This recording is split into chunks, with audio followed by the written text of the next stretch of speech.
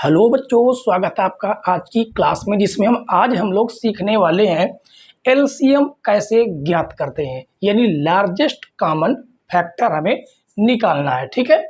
और यहाँ पर जो है एलसीएम जो है, यानी कि जिसको हम हिंदी में लघुत्तम समापवर्तक बोलते हैं, वो हम जो है निकालना सीखेंगे। ठीक है। हमने 2 ही प्रश्न लिया है और 2 प्रश्न में बहुत ही सटीक आपको समझ में आएगा। ठीक है। तो चलिए शुरू करते हैं। तो सबसे पहले हमें इसका इस प्रकार से लाइनें खींच लेंगे और 2 से काटना शुरू करेंगे। 2 से काटेंगे तो 2 दूनी 4, 1 बढ़ेगा 16 हो जाएगा, 2 अठे 16। ये संख्या तो कट गई। ठीक है। अब इसमें 2 से भाग देंगे, 2 तिहाई 6, 1 बढ़ेगा 2 पंचे 10। अब इसमें 2 से भाग देंगे, 2 चौको 8, 2 दूनी 4। फिर हमें 2 से काटना है, 2 एक अन्नम 2, 2 चौको 8। जबकि ये 35 नहीं कटेगी, 35 वैसी की वैसी लिखी रहेगी। ठीक है। 2 दूनी 4, 2 एक अन्नम 2। अभी ये संख्या 2 से कट रही, फिर 2 से काटेंगे, 2 सत 14, 35 भी नहीं कटेगी और 21 भी नहीं कटेगी।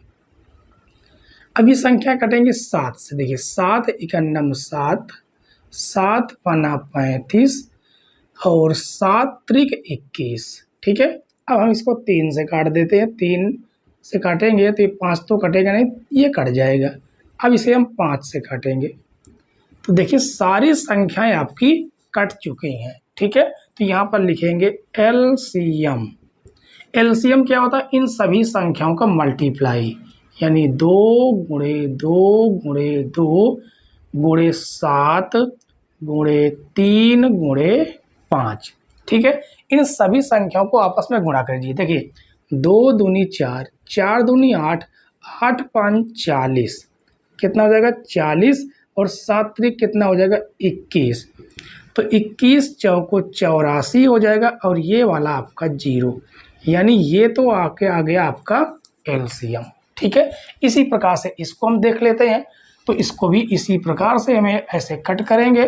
तो 2 से काटेंगे, 2 तिहाई 6, 1 बढ़ेगा 2 एक अन्नम 2, 1 बढ़ेगा 2 अठे 16 और 2 दूनी 4 0, 2 चौको 8, 2 दूनी 4। फिर 2 से काटेंगे क्योंकि सारी संख्या 2 से कट रही हैं। 2 नई 18, 2 एक अन्नम 2 0, 2 दूनी 4, 2 एक अन्नम 2। अब इसको फिर हम 2 से काट सकते हैं। देखिए 9 तो कटेगा नहीं, 10 कटेगा, 2 पंचे 10, 21 भी नहीं कटेगा। अब हम 3 से काटेंगे, 3 त्रिक 9, 5 नहीं कटेगा, 3 सते 21। फिर 3 से काटेंगे, 3 एक अन्नम 3, 5 7। अब 5 से काट देंगे तो ये 5 कट जाएगा। अब बचा हुआ आपके पास 7, लास्ट में आपको 7 से काट देनी। सारी संख्याएं कट चुकी हैं। ठीक है। अब यहाँ पर लिखेंगे एलसीएम बराबर 1 2 3, ये 2 कितनी बार है? 3 बार है। और उसके बाद जो है 3 आपका 2 बार है, 3 गुणे 3 5 और गुणे में आपका 7। ठीक है। अब इसका हमें करना है गुणा। ठीक है।